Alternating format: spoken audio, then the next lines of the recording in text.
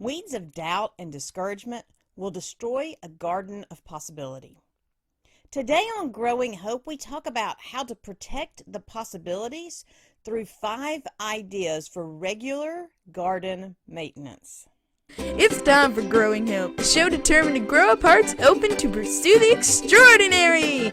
Because you are extraordinary! And now, live from a little cabin in the woods, nestled along Big Spring Creek, it's your host, Kathryn Lang. Hello and welcome to Growing Hope, where we're finding our unique little bits to grow up lives of possibility. I am Kathryn Lang, Hope Smith, Dream Igniter, and Encourager Extraordinaire, daring you to dream big and live bold because you're designed for even more than you can imagine. The limits in our lives are grown up just like the possibilities are. They're grown up a little bit at a time. And the limits are the weeds. They're scattered about by the careless words of others and often the intentional words of the world. And weeds will kill the very seeds that you are determined to grow up in your life. My father-in-law planted tomato seedlings in the spring one year. And he left the seedlings alone, allowed nature to tend to them as nature cared to do. Unfortunately, after my father-in-law had invested time and energy into preparing the soil for the tomato plants, well, it turned out that it also invited the local birds to come and root around for their worms and their insects. And when birds are rooting around, they not only take the pests, they leave behind things. So although the birds were beneficial for keeping out those pests, they brought with them seeds of unknown origin. Before long, the weeds were sprouting up along with the tomato seedlings. Now, unattended, those weeds crowded out the tomatoes. That year, we only harvested a handful of ripe fruit because between the weeds choking out the plants and making it impossible to get to the harvest, we just didn't get what we thought we would get. The weeds had choked out some of the tomato plants completely. The weeds hindered our ability to get to what did grow. The words and attitudes of others can distribute seeds of doubt and discouragement, much like those birds did in my father-in-law's tomato garden. The people that bring words to our lives may bring beneficial words in some areas, and in other areas they may bring those negative seeds that grow up into the hindrances that keep us from getting what we are trying to grow up, and sometimes choking out what we're actually there trying to grow. Before long, doubt and discouragement begin to grow up, and we're left with what could have been or what isn't quite what it should be. We limit the production of our design and purpose because of the seeds or the weeds that have choked out our purpose living. You need to be aware of the weeds and find your ways to combat the weeds that do sprout up. When you pull up the weeds right after they sprout, you expend less energy and time keeping your possibility garden clean and ready to grow up into all that you are designed to be. Your possibility living will be under attack, and weeds are only part of the issue. When it comes to maintaining a healthy garden, you need to be on guard and vigilant to what is going on in your possibility garden, what is growing up in your garden, and what needs to be done to make the garden healthier. Without regular maintenance, things get overgrown, overrun, and sometimes just plain run over. You have to continue to care for your heartseed in ways that will hone your focus, keep your momentum, and fuel your encouragement. It's up to you to determine what's going to help you keep on keeping on. But without continued investment in maintenance, you're going to struggle to grow up into all that you're designed to be. So first, know when and how to prune. Pruning allows for strong growth in better directions. We purchased a fringe flower shrub many years ago. because I loved the color of the foliage. It's a red, a burgundy, but also I enjoyed the blooms when they would arrive. And that shrub has taken more than its fair share of lumps. Between the contractors working on the house and trees falling around the house, and then there's the boys and the pets. At one point, all that was growing was just this one little branch sticking straight up in the middle of the plant. It was more of a fringe flower stick than a fringe flower shrub. So I pruned it. I pruned it in a way that would allow it to spread out and begin to fill in. Now, it took several prunings before it really began to do what it was supposed to do, but now it's gorgeous. In life, there's a lot going on. We have so much between us and our family that we have to deal with. Often in response to the things around us and the things that we're encountering, we are responding and reacting instead of making the purposeful choices that we want to make. There are going to be times when we need to prune back on what we're doing so that we're able to invest more in the better things for our lives. Just because something is good doesn't mean it is from God. Just because we can do something doesn't mean we should do it. We need to prune away what isn't designed to help our heartseed grow up into its unique place and purpose. Second, you will need to weed around your heartseed. Weeds will choke out even the most determined plants. And remember, a weed isn't necessarily something bad. A weed is simply something that is growing where it is not supposed to be growing. I mentioned the wood poppies a few days back. At least that's what I was told when I got them. It was a wood poppy. It was gifted to me. They were really nice flowers. It's just that where I planted them apparently gave them superpowers. They grew up out of control. The pretty flowers became invasive weeds.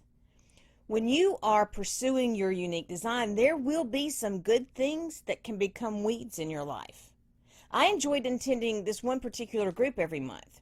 They encouraged positive things. They shared positive things. I enjoyed the activities that they were invested in. But as I began honing my unique focus in my place and purpose, I discovered that the activities they encouraged, although good, weren't aligned with what I needed for my unique purpose. Sometimes you have to weed away the good things to allow the better choices for the purpose that you are designed, so that that purpose can receive the resources to grow even stronger. Third, be sure to remove the pests. Pests can create chaos in a situation. Pests can destroy the beauty of what is growing or can even kill what was once flourishing. And just like the weeds, some things that are good in one place are trouble in a different place. Now, we have armadillos around here, and they show up on a fairly regular basis. And for the longest time, I thought they were just a nuisance until I discovered they will eat ants. And now I'm convinced their sole purpose in life is to combat the invasion of the Brazilian fire ant that has taken over Alabama. But even though they have a good purpose, they will still dig up the yard. It's fine for us because of where we live and how and the way our property is laid out. It doesn't really bother us. But for people who have those perfectly landscaped green grasses, it is a pest. For my neighbors, they hate it. They don't want them there because they dig the holes, and that leaves a problem. When it comes to pursuing your unique place and purpose, there will be some things that are pests for you that are not pests for others, and vice versa. The key is defining the pests for your life and removing them before they can damage the process or kill the heartseed. The fourth thing is to be willing to release the unnecessary. If you don't have room for your uniqueness, then you will never be able to grow up into all your possibilities. My son wanted to have a vegetable garden. Originally, his grandfather had tilled a plot. I mentioned that with his tomato plants. It was specifically for vegetables. But I took it over when I was really getting into daylilies. Most of the vegetable garden was filled with daylilies and irises. When I quit pursuing the daylily business, I had to make the choice to release some of the plants to make room for what my son wanted to pursue. There are things you do in your life because you've always done them.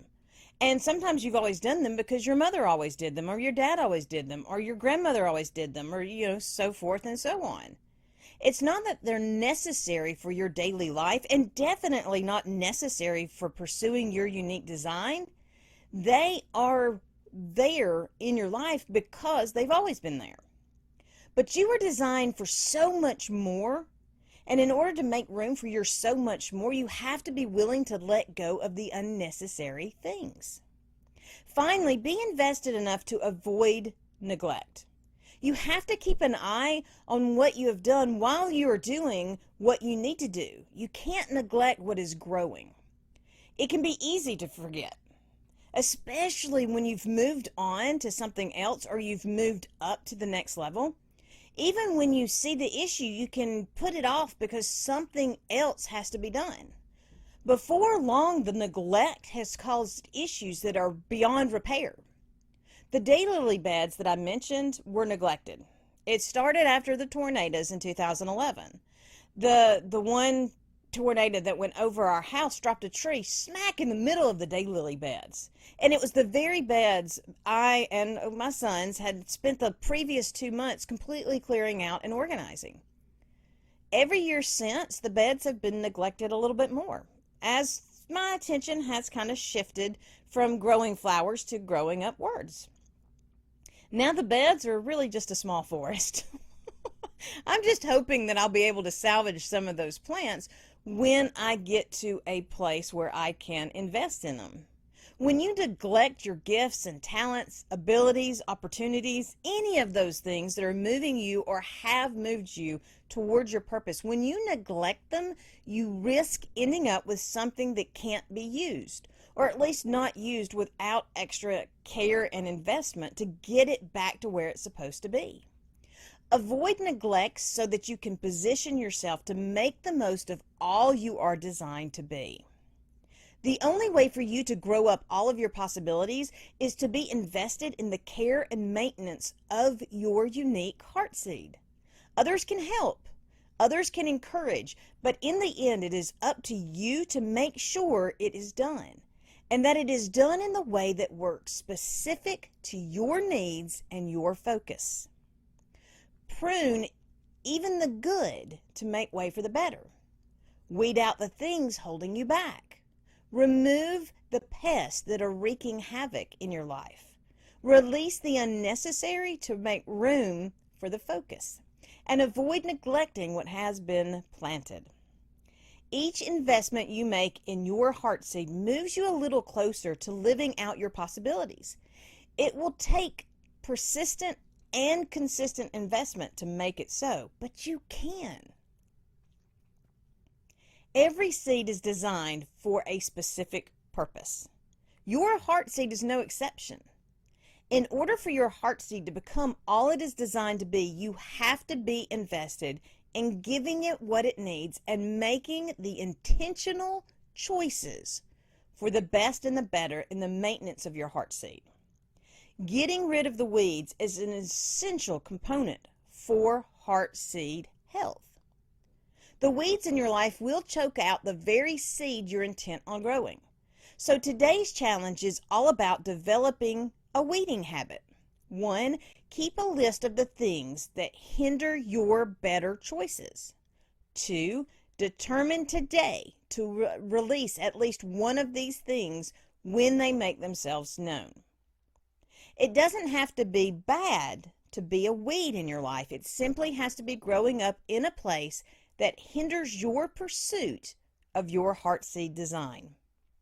Thank you so much for joining me for today's Growing Hope. I appreciate your investment in growing up a life in purpose and on purpose. And I'm here to encourage you in your pursuit, in your unique design. Connect with me over at the Growing Hope Radio Facebook group or join me on growinghoperadio.com to watch and listen and engage. I look forward to hearing more about your journey to discover and live your place and purpose. If you want to get the book, that all of these episodes have been based on, you can visit harnessyourwhy.com today. You are a garden of possibilities. Invest in your unique seed maintenance so that you are positioned to bloom into all of your design. It is time for you to get growing. I am Kathryn Lang, your Rainbows and Lollipops host, because every day holds a promise of more, and every action contains the power of possibility. It is not about what the world says or even what the world shows. The strength of hope and encouragement will and does push through the limits and the walls of the world. My prayer is and always will be that the words I share are helping establish foundations of hope that will shatter the delusions of the world around us. Until next time, remember, be blessed and be a blessing. Thank you for joining us for Growing Hope with Kathryn Lang, where we are sharing hope, encouragement, and inspiration to do more. Visit www.kathrynlang.com to invite Kathryn to be part of your event or to share your own stories of possibility living. Until next time, remember that a seed of hope planted and nurtured will grow up into a world of possibilities.